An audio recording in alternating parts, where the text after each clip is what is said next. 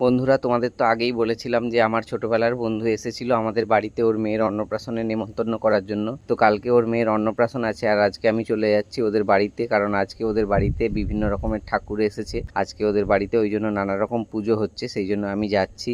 যাওয়ার পথে রাস্তায় দেখো এখানে একটা বিয়ে বাড়ির অনুষ্ঠান হচ্ছে, তো মনে হচ্ছিল এখানেই ঢুকে যাই, খাওয়া দাওয়া করে চলে যাব। তারপরে ভাবলাম থাক, বিনা নিমন্ত্রণে যাওয়াটা ঠিক হবে না, কারণ এখানে আমাকে সবাই চেনে, তো কেউ যদি দেখে যে আমি খেতে গেছি তো খুবই খারাপ হবে। ওখান থেকে একটু এগিয়ে গিয়ে দেখছি বর্গভীমা মন্দিরেও একটা নতুন বিয়ে হয়েছে, আর বর বউ নিচে নামছে। এরপর ফাইনালি আমি আমার বন্ধুর ঘরে পৌঁছে গেছি। এই যে আমার বন্ধু, ও তো আজকে খুবই ব্যস্ত, একা হাতে সবকিছু করছে, তাই ভাবলাম ওকে একটু সাহায্য করতে চলে আসি, তাই জন্য ওর বাড়িতে চলে এসেছি। তো এইবার আমি ওদের বাড়ির ভেতরে ঢুকবো। বাড়িতে ঢুকেই দেখো ওদের সামনে কত সুন্দর মন্দির। এই মন্দিরটা আমাকে খুবই ভালো লাগে, আমি যতবার আসি এই মন্দিরটা আগে প্রণাম করে তারপরে ওদের বাড়িতে ঢুকি। তারপরে দেখো এই যে যার জন্য আসা, সেই পুচকি সোনার সঙ্গে দেখা হয়ে গেছে আমার। এই যে আমাদের পুচকি সোনা কালকে ভাত খাবে, এরই মুখে ভাত আছে কালকে।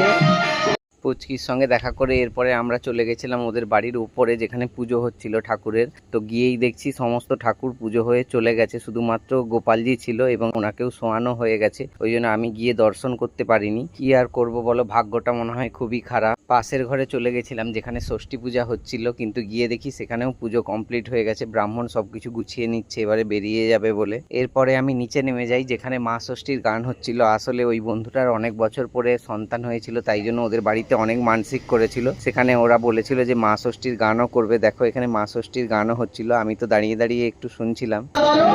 আমি যা চাইবো তুমি আমায় তাই দেবে, আমার ইষ্ট দেবতা। আর এদিকে দেখো নন্দী মহারাজও এসছে ষষ্ঠীর গান শুনবে বলে।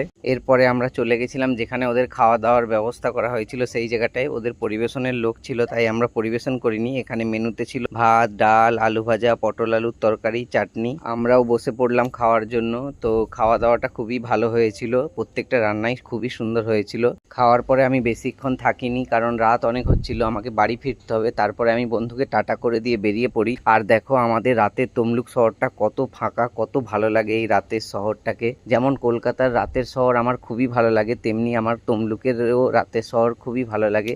কারণ দিনের বেলা এই ছোট ছোট গলিতে এত ভিড়, গাড়ি ঘোড়া লোকজনের ভিড় হয়ে থাকে যে সেই সময় রাস্তায় চলাফেরা করাই খুবই মুশকিল হয়ে যায়। তো ওই জন্য আমার রাতের শহর খুবই ভালো লাগে, যেন নিস্তব্ধ নিশ্চুপ, কত ভালো লাগে এই সময়। তোমাদের কার কার এইরকম রাতে নিস্তব্ধ নিশ্চুপ শহর ভালো লাগে অবশ্যই আমাকে কমেন্ট করে জানিও। আজ এই পর্যন্ত, দেখা হচ্ছে আগামীকাল নতুন আরেকটি ব্লগে। আমার ওই বন্ধুর বাড়িতে যাব, কালকে ওর মেয়ের অন্নপ্রাশন আছে, তো ওই অন্নপ্রাশনের ব্লগে দেখা হবে। চলো টাটা, সবাই ভালো থেকো, সুস্থ থেকো, শুভরাত্রি সবাইকে।